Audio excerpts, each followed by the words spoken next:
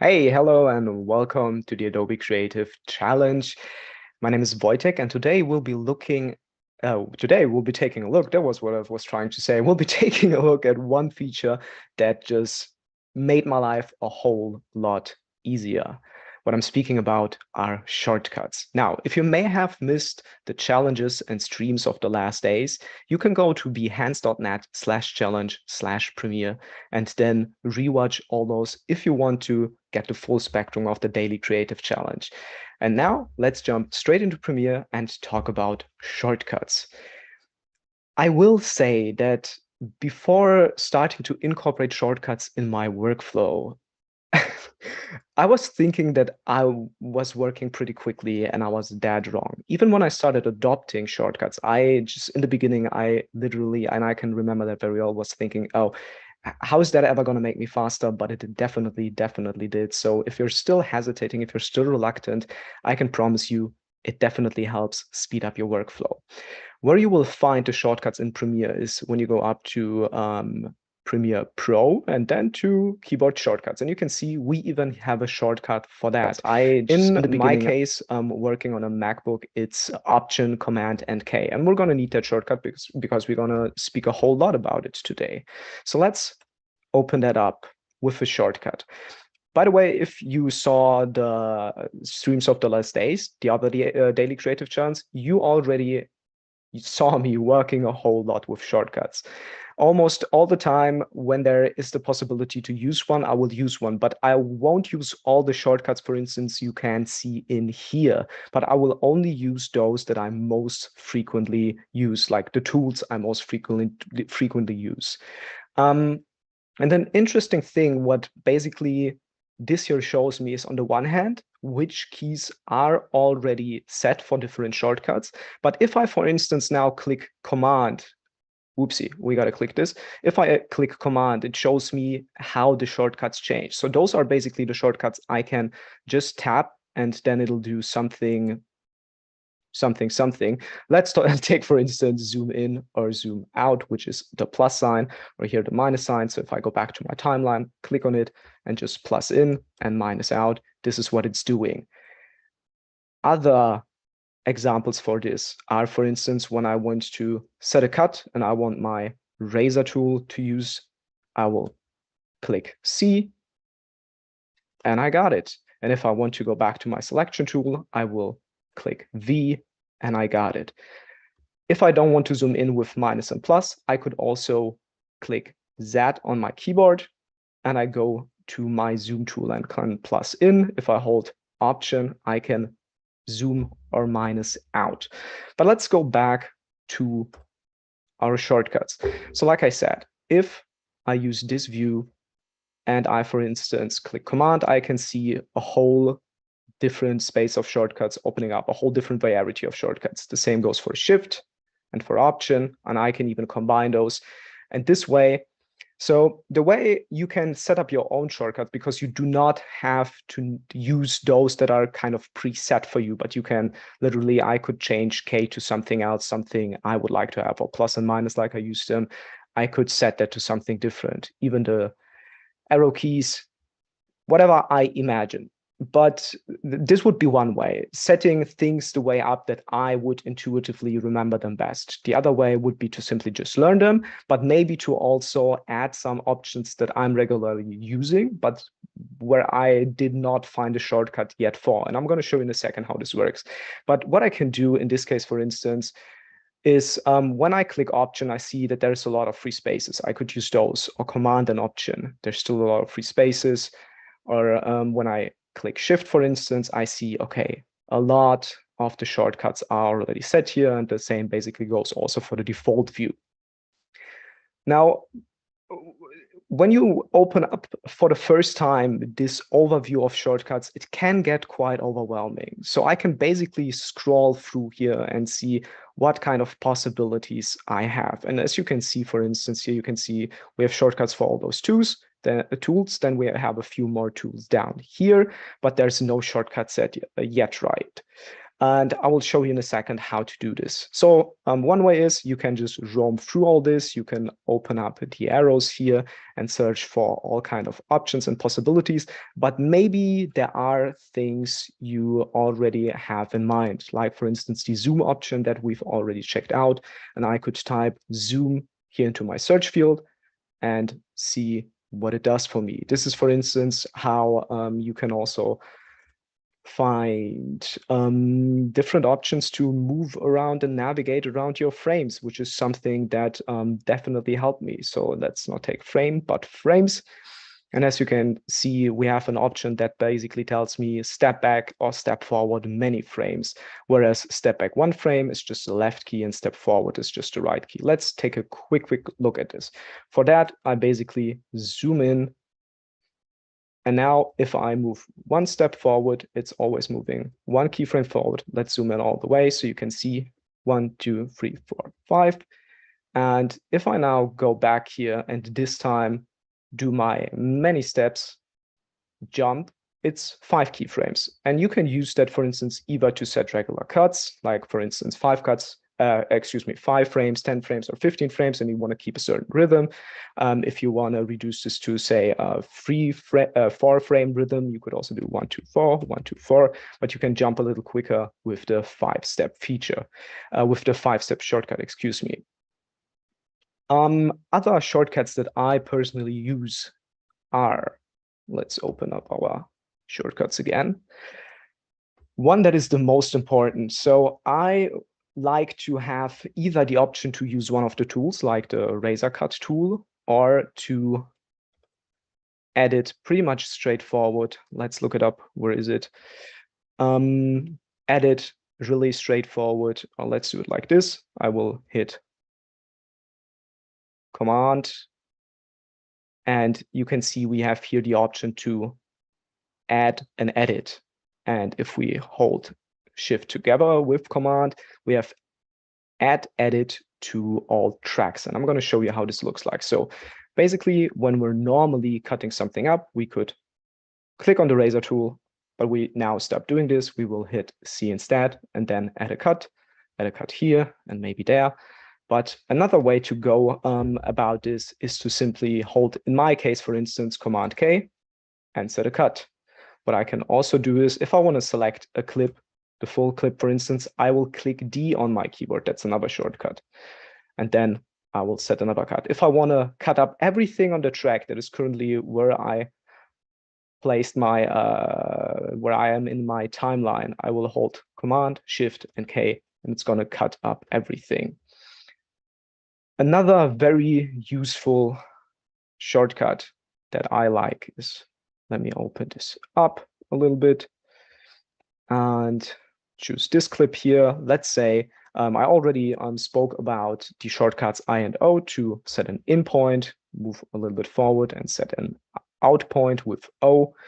And normally I tend to just click on my source monitor and drag my footage in, or I will use the only video footage or only audio to drag it in. But what I could do instead is I could either, and keep in mind where we are here on our timeline, let's zoom in a little bit, I could click comma, then it will basically insert what I've selected in my source monitor between where I'm in my timeline, or I could click period, and then it will override. Let's just look at the difference. Here it will insert the clip. It will basically make space for it. And here we will override what we already have on the timeline.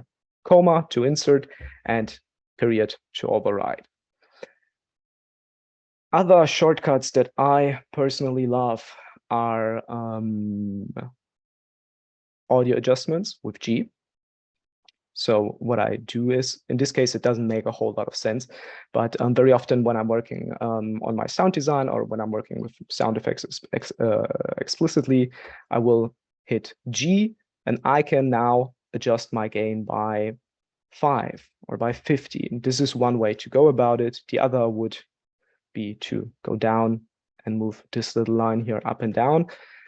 But as you may have noticed over the last days, I'm not necessarily always for working the quote unquote correct way or the clean way, but I sometimes just want to get things done. So clicking G on my keyboard and then adjusting, upping or lowering my volume here is one thing that I very often like to do and use. Another shortcut that I very much enjoy is, and let's open up our shortcuts here again, is Command R. No, it is not. Oh my God, what am I doing? It is Command R for speed and duration. So the normal way to do this would be to click on my clip, double click, and then search for where is it, speed and duration, and then adjust my clip to whatever it is. Instead, I can just either select my clip with the selection tool or just press D if I, for instance, if in this case I want to not only manipulate my video layer, but also my audio layer. D, then Command R, and now I can adjust the speed however I like. 3 other important shortcuts that I most frequently use are shuttle left, shuttle stop, and shuttle right.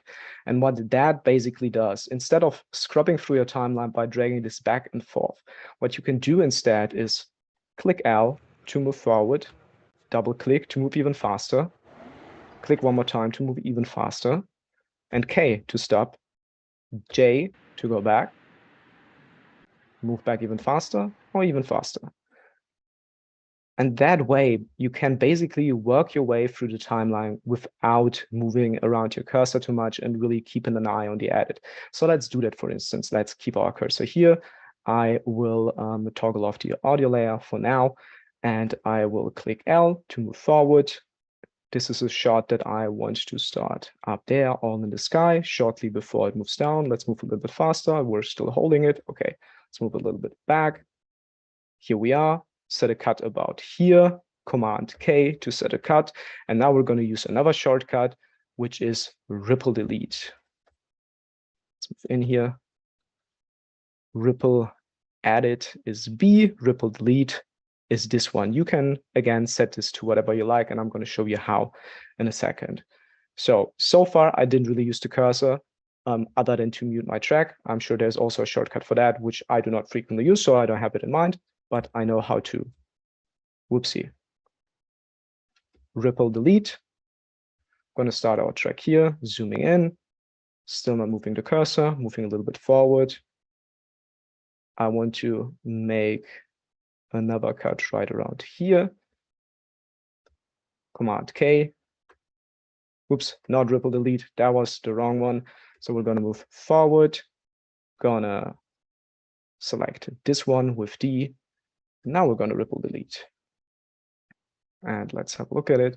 Here I'm still leaning forward. Okay, that works. But there I'm speaking to my, okay, this is going to work. So I'm slightly leaning in. There's someone walking behind me. So I'm going to use roughly about this place here in the edit, clicking L to move forward. And you get the idea. So I'm basically moving with, basically working editing without moving around my cursor too much. Now let's take a look at how we can set our own shortcuts. For that, we first, like I said, we're gonna search for a space here because I don't want to override shortcuts that I'm having here now. One thing I these days started doing is sometimes to rename my layers that I apply, because I sometimes tend to use a lot of adjustment layers, and then I can basically lose sight of what I'm actually doing with those, or I nest clips together, and I will not name them in the beginning, but then I have like 10 nested clips and I don't know what is what. So renaming things is very useful. Let's take a look at this. Can we rename things? Yes, we can. Is there a shortcut for it? No, it is not. So I'm going here down to rename, and I'm clicking in the field just one time that says shortcut. And then I'm going to search for a spot that I like. Option and R kind of makes sense to me. I'm holding Option, clicking R, and it inserts the shortcut for me. Cool. We're hitting OK. And I want to rename my adjustment layer. So I'm going to select it and then click Option R. It opens up our clip for renaming. This is my color grading, so I'm going to call it CC. color or just LUT because it's basically really just degrading, whatever it is. I like to go with CC personally because I know what it is. Another thing I like to do is to label my clips. So again, let's open up our shortcuts with Option, Command, and K in this case, and see if we can find something to label. That is labels, but I think these are the label settings.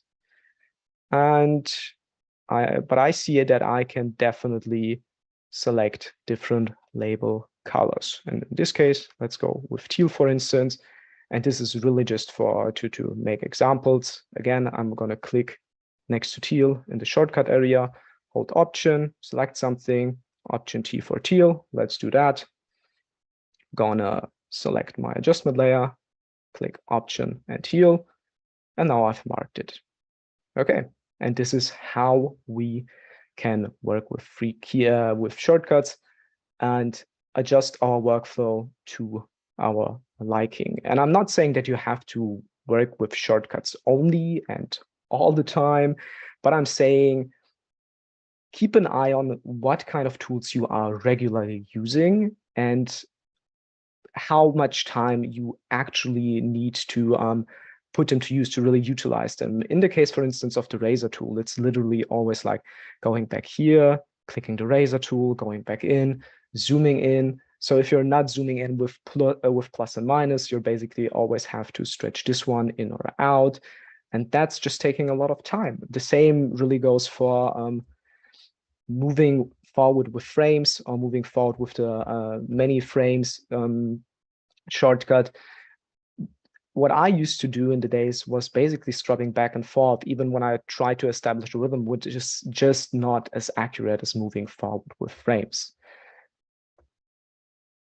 And as we're doing this, we may together explore a little bit what other shortcuts this holds ready for us. One that I personally like to use, but I kind of always forget to set it. And I always forget what it's called. So we're kind of having a live searching session here now, is you can, magnify something. That's also interesting, but that's not what I want to do. I want to scale to frame size. This is what I was looking for. And it's Option F in this case. That's also a very interesting feature. So what I already did to those clips here is I've, since they are 4K clips and we are working in a 180p timeline, I've already scaled them down to 50%. So if we would be here, I could now, instead of going to my effects controls, simply hold down Option F and scale this down to frame size. There we go. For instance. And again, we can just do a whole lot with this. Can we even up lumetri color in case we don't always? So I, for instance, have my workplace set the way that it's all here in my corner. The things that I'm using are all on the right side, excuse me, all the things that I'm using frequently, like effects, lumetri color, essential sound, and essential graphics. I always need those, so I like to have them there. But if you'd like to have a somewhat cleaner workspace, you can eliminate those, and then you can basically, going back to our shortcuts, lumetri, I'm having typing issues here. Oh God. And you can then set a shortcut to it. For the fact panel, all the same. And this is also a great tool to explore what kind of possibilities you're actually having. There are many features that over the years I either learned from other people or I literally just found going through the shortcuts and roaming a little bit around and figuring out what I can do, for instance, with markers, which also, by the way, and I haven't spoken about this yet, is an extremely useful feature. I think in one of the live streams the other day, I mentioned it. I can basically go around here, and this is a close-up clip, set a marker either on my clip, or if I go back into the timeline, setting it on the timeline. If I press M another time, so let's go back. If I press M one time, it sets a marker. If I press M another time, I can now name this to, for instance, close up. If I want to go back and look at this and comment close up, whoop, we don't need to write this all out. Close up shut of, not if, of the beginning scene, and we can work with this. So to sum this all up, shortcuts are on the one hand something that will, when you start implementing them, consume a little bit of time to really put them to use, and there will be a learning curve, but it's definitely a steep one. And I found that shortcuts I really need, I will always remember. It's very often so, and I realize this very often when I'm doing streams like this, that my fingers or my hands are working quicker than I actually can speak, because I sometimes don't even really know what I'm clicking, what I'm hitting, but I'm doing it. And this is really the fastest way for me to move forward and work around. So I highly, highly encourage you to go through all sorts of different shortcuts and figure out what you need and also what you can do. For me, it is every time, even right now during this session, going into it and exploring a little bit what else we can do with it. So for instance, the hand tool, I rarely ever used it, and I just realized the other day how useful it would actually be to, oh, now that I've said it, let me go back. The hand tool is H in this case, right? So if I would like to mask something out, like so, for instance, let's say I want to mask out this specific area, or, okay, actually, that's not a very good use case. Let's say I want to free draw something and cut out, let's go back a little bit, myself here explicitly. And now I want to adjust the mask perfectly. So for that, I need to blow this up, and I may need to either go, oopsie daisy, further in. But what I now need is a way to move around the space. And, you know, with the selection tool, I'm really not doing much. I will always need to move around here. So instead, I might select my hand tool and move around freely if I need to adjust things, or if I am even up closer. And that really sums up what I'm mostly using for my personal workflow. But now it is really up to you to figure out what shortcuts you personally would like to implement for yourself to speed up your workflow. Let me delete this mask real quickly and have this all set. That is that. If you have any questions, please feel free to reach out to me down below in the comments when you're watching this on YouTube or any other social media, might it be Instagram, the YouTubes, or wherever. I'm glad to answer any questions, and it was a whole lot of fun doing this 5 days of creative challenges. I hope I brought to you some interesting hacks, lessons, or ideas you can use in your everyday editing life, or just to really grow and learn as a creative.